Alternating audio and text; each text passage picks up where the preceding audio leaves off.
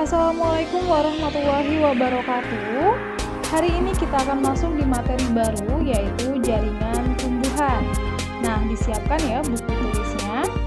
Sebelumnya, ini ada gambar yang menurut kalian kenapa sih kok tumbuhan ini makin lama makin besar? Atau pohon? Pohon itu kita rawat dari kecil, tapi lama-lama bisa tumbuh besar sekali. Nah, di sini kenapa bisa besar? Karena ada sel-sel yang di dalam tumbuhan tersebut itu terus aktif membelah diri. Nah, sel-sel tersebut itu membentuk suatu jaringan yang dikumpulkan supaya bisa membelah diri. Jadi jaringan tadi ada dua macam.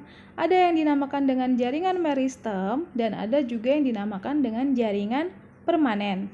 Kita bahas ya. Yang pertama ada jaringan meristem.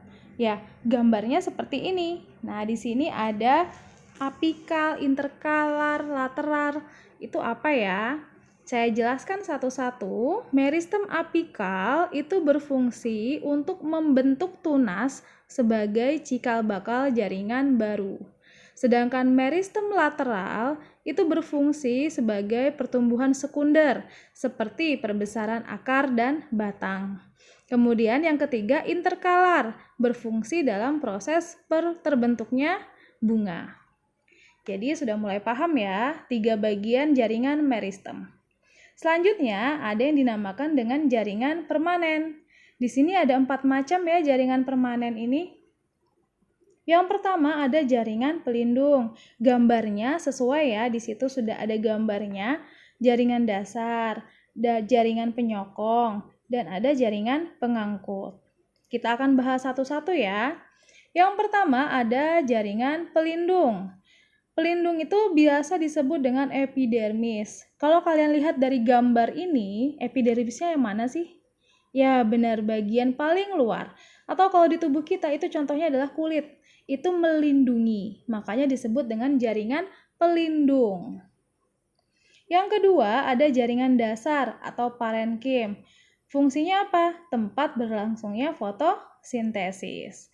Jadi kalau mau membuat makanan berfotosintesis itu pada jaringan dasar. Selanjutnya ada apa lagi ya? Tadi yang ketiga ada jaringan penyokong.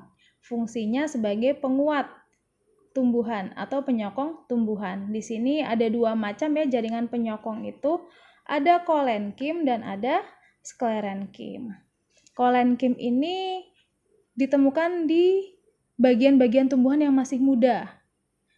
Nah, selanjutnya ada jaringan pengangkut. Ini sudah sering kalian dengar ya, xilem dan floem.